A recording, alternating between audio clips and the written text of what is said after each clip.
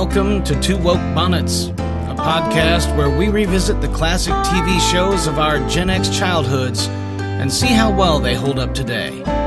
With your hosts, Carol and Joey.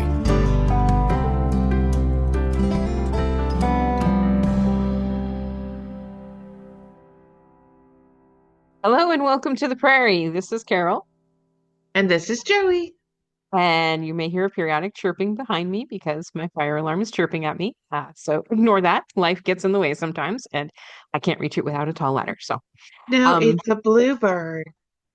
It's a bluebird. It's a bluebird from Maryland. It's a bluebird from Maryland. Yeah. So we are Two Woke Bonnets, where we are rewatching Little House on the Prairie with 2025 eyes to see how it holds up and how it doesn't hold up. So today's episode is called To See the World. Yes. Season 1, episode 22, if you're 23. 23, right? If you're going by if you no, Peacock said it was 24. Okay. Whatever. Yeah. But it's it's episode 23. To See the World, where we actually have a return character. Oh my God. Yes. Didn't disappear for good. Johnny Johnston is back. For his third and final appearance. Yes, third and final appearance. He has shoes this episode, so that's pleasant. We don't have to look at his toes. He's been upgraded. Anyway, so we open. Yeah, go ahead. Yeah, with Johnny returning home with the cow, and he's covered in mud. So, strategically, the thing that was cracking me up was he was covered down the front of him. His feet, which were barefoot in the beginning, were not as dirty. Like there's this white space from like below his knees down. And then it's all over his face except for around his mouth and his eyes. But it's not like he wiped it off. It's just those are clear. Just sitting there. And there's nothing on his hair. Yeah. It's not glorious a red hair. Stitch of mud on his red hair. And to be clear, Mitch Vogel, who played Johnny Johnson, was a little bit of a teen idol at the time. So his hair was, part of it. I was not buying Tiger Beat for him. Trust me. No, I wasn't either. But theoretically, he was. Theoretically. But we find out that Johnny is still just a layabout. And he's irritating his dad because he's not getting his chores done. And when he does his chores, it's kind of, it's haphazardly. He's got probably ADHD like that. I would count that a little bit as a 2024. As a 2024 woke moment. Unwoke moment because they didn't recognize that he had a problem focusing. You think they would have at this point because he's been kind of daydreamy every time we see him. Yeah. Hasn't he? Yeah. Well, I mean, he's clearly clueless because he thought Mary was into him, but she was not. Yeah. But anyway. His dad gets mad at him because the cow escaped because he didn't fix the fence properly. No, he went off fishing with Mr. Edwards. Mr. Edwards, who fills his head with fantasies and tall tales. Yes, and as we know. His dad gives him an ultimatum: you will do your chores as long as you're under my roof.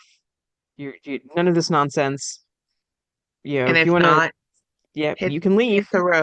Hit the road. So he does, like, immediately, like, packs his little duffel bag. Well, not for nothing, but a teenage boy who's 15 and knows he has a test the next day, there's a couple motivating factors, right? He knows that Mr. Edwards about to go to Mankato. He got in trouble for the fence, and he has a test at school the next day. Test. Clearly the perfect time to run away from home. Not run away, walk away from home. Yeah, because he feels he's just leaving home. Yeah. So he hitches a ride to Mankato with Mr. Edwards, who's going there to buy a shotgun and to deliver wood. Make a delivery for Hanson. So now, and once again, we're told it's a 3-day trip there, 1 day vacation and 3-day trip back. So this is 1 week that this guy's going to be gone. Yes. And to Mr. Edwards' credit, when he realizes that Johnny is leaving home based on what he said, he refuses to give him a ride at first. Yes. But then Charles is like, if he's going to go anyway, at least keep an eye on him. Yeah. So they're trying to do the responsible adult thing. And Charles does go tell his dad. Yeah. Eventually. But or does his dad come looking for him? His dad comes looking for him. Yeah, because and he didn't that's come when home. Charles Because he tells didn't come him. home from school. And Nobody tells him before that. They assume that he told him to get lost, to get out of the house. Yeah. But So the only time we see the two girls this episode, we don't see Carrie at all. We only see Mary and Laura walking to school while Johnny's walking to Walnut Grove to hitch a ride with Mr. Edwards. And yeah, this is definitely a framework episode where yeah, they're using Little House to tell a story. Yeah, but it's not about any of the main characters other than Mr. Edwards, who which is kind of like a throwaway episode for me because it's like I don't really care about Johnny Johnson. Yeah, and it's not even like a it's not even a good moral, as we will find out. It's not even like a really good or a spin-off or anything. It's Yeah. not anything. It's So not anything. this is just, this, I will say in the back of my head, I'm like, so Johnny Johnson, who's played by Mitch Vogel was in the final season of Bonanza, which Michael Landon, of course, was in as Little Joe. And you kind of like, okay, what debt did Johnny Johnson need to pay off? Michael Landon need to pay off with Johnny Johnson, with Mitch? What kind of commitment did he make to Mitch that they had to pull this story in? But anyway. So Edwards and Johnny head to Mankato, and we get our first little funny, hilarious moment where they pull into Mankato, and Johnny immediately spies a floozy, because apparently Mankato has one floozy, and her name is Miss Mimi. But she only wears that floozy outfit just once out while she's walking around. Every other time we see her walking around, she's in she's in normal prairie dress. She's in fancy prairie dress. Yeah. She's obviously doing well in Mankato, because let's face it, those feathers cost some cash. But anyway, she makes goo-goo eyes at him, and he just immediately is smitten, and we find out he's standing in a water trough because he's like, oh my, and we get the whole burlesque theme playing in the background. Yes. Yeah. It's very stereotypical and that's kind of icky. And Mr. Edwards is there to make sure that Johnny decides to go back home. So he wants to make things awkward, or he wants to make things horrible for him. So he decides to go back home. Right. And to do this, he decides to fix a poker game and have Johnny win money, and then have him lose all the money, and he'll see, the fickleness of fate in the big city. I'm going to go back home to Dad in the farm. And of course, Johnny's a smart kid, underneath all the ADHD, and just stops when he's ahead. And so now he's got, so this is an interesting thing about this episode, because not only do we have the repeating guest of Johnny Johnson, which is a rare occurrence, but they refer back to things that happened at Mankato last time. So they refer back to the time that Mr. Edwards was there and started to brawl. And Charles had to pull him out of the Silver Spoon because he just about broke the whole thing because he was drunk. Yeah. And started a brawl in the whole 9 yards. And so, the proprietor is not really thrilled with him when he sees that he came in, although all the rest of his buddies are happy he's there. Yeah, and he's like, you won't lose your money because you'll win it back from him. And of course, Johnny doesn't know how to play poker, so he's got to tell him what is better than what. And Johnny writes it down because he's yeah. smart enough to write it down, even though Yeah. he's a little flighty. Whole Now, the whole thing is just kind of a weird setup because it hinges on the fact that Johnny gets the good cards. yeah. And the other thing too that's interesting is that we're told at the outset that Mr. Edwards has saved up 3 months worth of profit from working. So beyond whatever it costs him to Yes. cover his daily living expenses, he's managed to scrape together approximately $15. Yes. And $15 is the price of the gun that he has been dreaming about every time he goes to Mankato, the Yes. Winchester 73. So, yeah, so that's interesting. I do want to point out that all these scenes in the Silver Spoon slipper, which is where this is, and there's only one girl. I only There's only saw one one girl for this girl. huge. Yeah, this is a All pretty these scenes in pretty the big Silver bar Slipper. for Mankato. Yeah, there's only one Miss Mimi. It's not like there's a bunch of girls. Yeah, There's there's no one. brothel. But you only see the one. The piano is a player piano, which, for the record, was not a record. It wasn't created. So Yeah, one of our anachronisms. that's yeah. It's And we'll created get to a about scene in a 7 to moment here 9 that I years was after this was supposed to be happening. yeah, and we'll get to a scene in a moment here where I was baffled. But anyway, so the game doesn't go the way Edwards thinks because Johnny's a smart kid and decides hey, he's up $7.50. He's going to stop. Yeah. I don't want to take any more of your money, guys, and he leaves. And he leaves.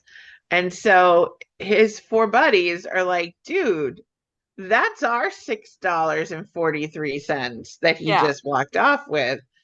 And they pick him up and they go to throw him out because he's not drunk like last time. yeah. So he's not being. And what does he yell out? Don't rip my shirt, which Don't is ironic because the whole time that we've known Mr.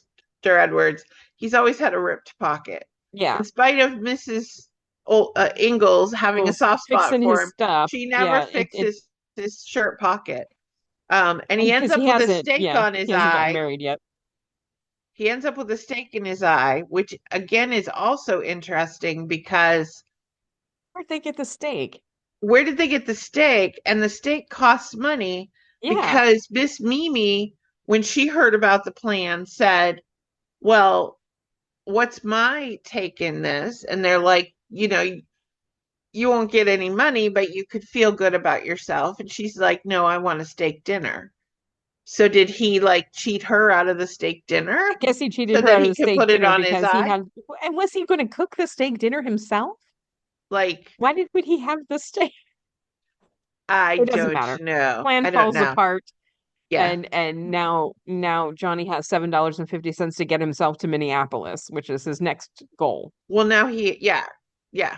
So, yeah, But before he can buy the ticket, Miss Mimi has a plan. Um, yes. Well, he gets up too early. He gets up too yeah, early because he's a farm boy. And so and he she's goes to up the ticket early office because and they're not open yet. And so yeah, then, yeah, I don't know why she's up so early. She makes this excuse that she's a former farm girl, but I'm not she buying any probably of this never went to because bed. yeah, she's in the pretty prairie dress. But anyway, she's gawping at a hat with this hideous bluebird on it and says it reminds her of Maryland, of home and her papa, which was driving me nuts. They're talking about her papa and her ma and how, they're ailing and stuff and she wants to see him, but she can't because she doesn't have money. And that hat would just remind her of home. And so of course he buys it. And it's like $6. $6 for that hideous hat. And Which, when she walks out with it, when it's in the window, it doesn't look so bad. Well, when it's on her head, it's on a stick that is sticking up 3 or 4 inches straight. Also, for the record, it's not a bluebird. It's a crow that has been painted blue yeah, with it's very obviously painted. peacock feathers. Yeah, crazy. And yeah, it seriously, she looks like Tippi Hedren walking out of the the store. It looks like she's being attacked by a bird. But she immediately goes like through the back door of the store and returns it for cash. Yeah. And then And um and then when they Johnny burst in gets on winded. her then to try to Yeah, prove the to point try and that prove the she's point. a Oh, look, she floozy, just it took all her stole your money. money. Because And she, between time, Johnny does go to the window and finds out he needs $5 to get yeah, to Minneapolis, which is the next place he wants to get. yeah, And he doesn't have $5. So he's going to go back to walking again. And then they find out that the hat's back in the window. yeah. And the And then so they go proprietor says, confront I her. keep trying to sell it. I don't know what's going on. So, I'm sure she's probably done this like 5 or 6 times with different guys. well, and she does it again, Hmm. right? So, Yeah. they So they run confront up her, to the, and then she's like, "Well, I needed the money to actually go back home," and puts on the weepy face, and of course Johnny just falls for it, and yes, he decides he's going to get her the money to go home. yes, Um, so he's going to get a job there and get her the money to go home because he's not going home until she goes home. This is ridiculous. It makes Johnny out to be kind of stupid when the script needs him to be stupid. yeah. And He's becoming a Mary and in this and scene. Mimi is just so conniving, and then yeah, I don't know. I don't This is not a good look for the women of Mankato. That's all I can say.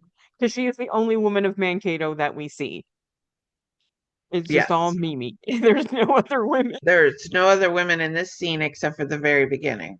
Yeah. So we missed So something, and I just want to go back to that. So the only flashback we see is when the father is going around trying to figure out where Johnny is. And he comes to the Ingalls house, and Charles tells him that Edwards is a good man. The father rolls his eyes because he yeah. knows that it was Edwards that put all these tall tales in his head. And then Caroline gives, Charles the knowing look.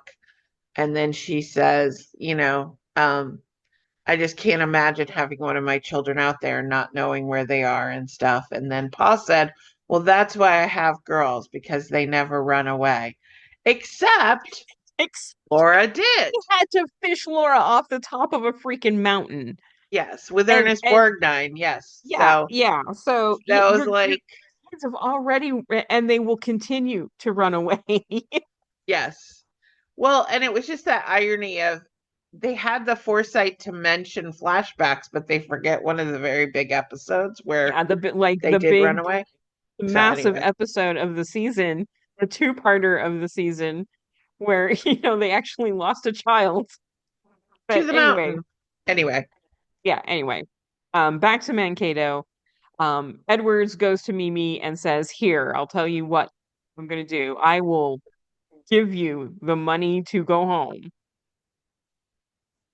if you just tell him that you're going, and make tell him that he has to go home as well." Which, yes. to her credit, she does. She does convince Johnny to go home. And then they And we make this see, play yeah, of her getting on a yeah, stage and yeah. saying So goodbye. the only way that Edwards could do this is to take the $15 he's Yeah, been saving for the gun out of his pocket. And he tells her, I'll give you all but six of this. I have yes. $15 here. So he doesn't just say, I'll give you $9. He's like, I have $15 here. I'll give you all but I'll six give of you it. all but six. I need $6 for something else. And And he convinces his friends that they're going to get to play poker with Johnny again after Johnny no longer has the money. Because yeah, even though he knows she cashed it in, and Edwards actually catches her selling the hat and doing the exact same thing a second time. So yep. now we know this hat's $5. Now she's got $10. Yeah, this just chick is rolling in dough. I mean, why is she staying in Mankato? I would have stayed on the stage and gotten the hell out of Minnesota.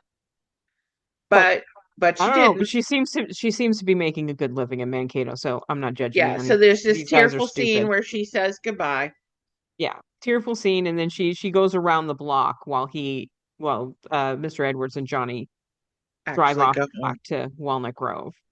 Yeah. Then she just gets back out of her stagecoach and goes to her room. All the And richer. the stagecoach guy goes along with it. And Yeah. Mr. Edwards didn't give him any money, so who knows No, so why. well, I guess she could just look at him and go, I changed my mind. Could you let me off? It's not like he can keep her. She's an adult. She can do what she wants. Um, but Edwards takes Johnny home and he's about to just drop him off, but then he decides he'll take pity on him and go and explain to his dad and, you know, make nice and see if everything can be smoothed over. But he doesn't even have to say anything. No. The dad just acts like he hasn't been Oh, you're gone for back. a week. He's like, you have just about enough time to repair that fence because evidently the whole time Johnny was gone, the He didn't father didn't repair it. care if the cow got away. Where's the cow? Yeah.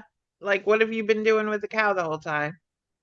And so, Um, yeah. and that's our womp womp moment of well, I don't even know what lesson this thing was supposed to tell me.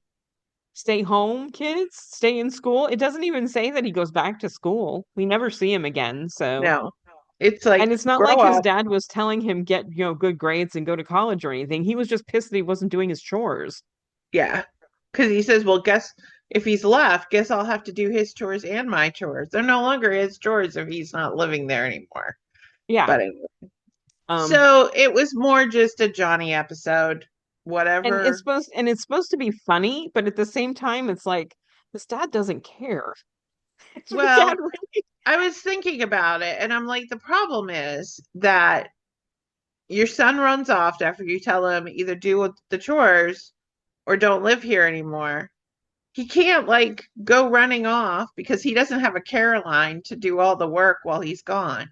Yeah. If he's living there alone, he can't go off for a week to find his son once he Yeah. knows where he is. Because if he goes off, who's going to take care of the barn? Who's going to take care of the animals? Who's going to take care of the crops? There's nothing he can do. So he's like, okay, my kid is gone. My wife is dead. My kid is gone. Yada, Guess I'll yada, just yada. do the chores, except I won't fix that fence.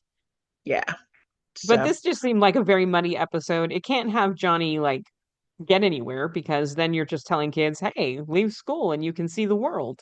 yeah. He gets as far as Mankato and then he crawls back home. But we get no indication. There's no like, I was always half expecting, although I know it never shows up, Laura to voice over that Johnny eventually did see the world. He went to college, became a whatever, and went off and saw the world. But we don't even If get I that. had a memory book full of Yeah. memories, yeah, no, I'll that keep all doesn't the happen. postcards from my friend Johnny Johnson because he eventually became a professor of something and traveled the world. But we don't even get that. As far as we know, Johnny Johnson just did his chores until he died. Yeah. Or till his dad died, one or the other. So, So so that is just, wow, what a downer. We took this happy-go-lucky episode. we're But we just get such no bitter old women. What townspeople. can we do? We Yeah. we get like So, Hanson and that's it. yeah, I did bingo card number 6 for this episode, and I only had 3 things that I could knock off.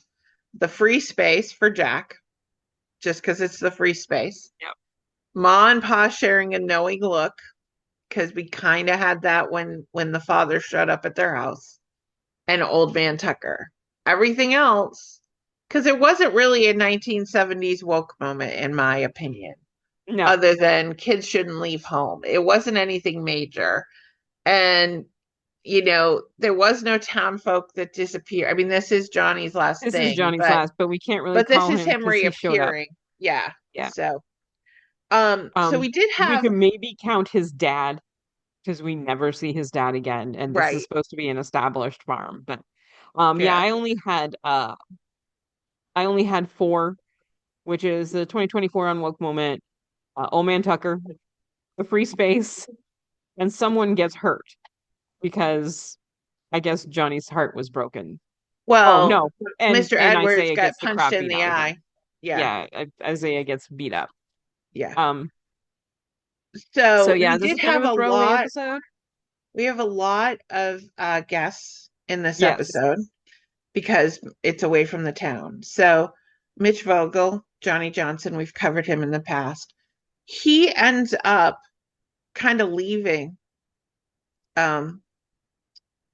TV shortly after this. Within a couple years, he's done. He doesn't do any more credits. He joins a band. He decides to do plays at his church and he becomes a director, but he's never really seen on the big screen after 1979. So just a couple years after this came out. Jane Alicia Brandon, who played Mimi, never did, she only had about 19 full credits. She did one or two things after this and again just kind of disappeared. So the people in the Silver Spoon, James Griffith, who played Dandy Davis, he was on both Gunsmoke and Bonanza. Bob Hoy, who played Ben Slick, he was on Bonanza. Hal Boker, who played Johnny's dad, was on Gunsmoke.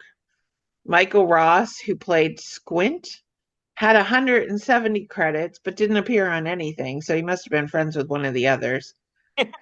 Jim Bowles, who played Eldred Miller, it was his second to last thing, but he was on both Gunsmoke and Bonanza. So I feel like they just kind of went back to a bunch of the These were extras all just and grabbed them. character actors that showed up. The gentleman who played the ticket window master, Alan Soleil, or Soleil, depending on how you pronounce it, he was on both Gunsmoke and Bonanza. But the interesting thing with him was he was actually did voiceover work for the cartoon series Super Friends. He had 71 different episodes that he did voiceover work for. So he was actually probably the most successful of all of them. And then the gentleman who played Mr. Quint, he was the one that bought the hat the second time. And then Edwards grabbed him and took him around the corner. By the way, the scare tactic that he used of being her pop or whatever, that fell really flat to me, but whatever. But he was Leonard Barr, and he actually was Dean Martin's true uncle. Only had a handful of credits, but I think like Dean Martin would get him some work by throwing him on some different shows. Yeah. So there's a weird scene in this episode where they're focusing on this dude. It's right before the second poker game. The piano bar guy. Bar guy. He's just sitting at the player piano, slowly sipping a beer, crying. And we focus on it for an unusual amount of time. There is a lot of focus on him throughout it. And, you know, the first time it was just that he was bored and he was sitting there being paid to be a piano player, but wasn't actually playing the piano. And then as it goes along, he's literally sitting the pint of beer on the keys. Yeah. It's really weird, particularly since the player piano wasn't even supposed to be a thing at this point. So right. The only like I don't think Mankato would have been able to afford one. I think the only message it was trying to give is like you have this jolly music and it's supposed to be such a you know, and Johnny Johnson was just so thrilled about going to Mankato, even though Mr. Edwards was saying, look, we can't even afford to stay at a hotel. We're sleeping in a stall, all this kind of stuff. And it was like the only maybe allegory you could get from that is that it sounds like such a good time, but when you really look at it, this piano player was not having a good time. He was sitting there sleeping, getting drunk and crying. That's all he was doing. He never did anything. That's the only thing I could pull from that. But it was kind of bizarre. Really weird. It was just kind of bizarre. Yeah, I was trying to quickly look up and see. I don't even know if they named him. I don't think that I pulled a name from any of that. So, but yeah. So very bizarre. Sad piano player was sad and drank beer. So that is To See the World. Maybe he was Ben Slick. He must have been Ben Slick who was the piano player. So that was Bob Hoy. And he was, like I said, he was in He was only in Bonanza. He wasn't in anything else. And I'm sure he played the same type of character, guy in saloon. Yeah. I mean, most of these guys were probably just guys in saloons or field hands on Bonanza and Gunsmoke. You know, they have one or two lines and then that's it, like here. But so here's the thing. Guess who the director was? Michael Landon. This one was a Michael Landon, so that explains why all the old buddies, all these guys are like, "Hey, come on down. I'll give you a line and a couple of screen." And this is Michael Landon trying to be deeper than the script allowed him to be.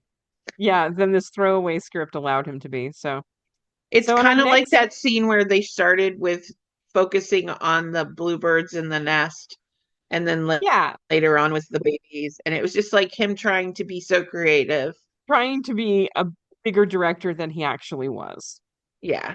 Or but hey, kudos to him for making an effort.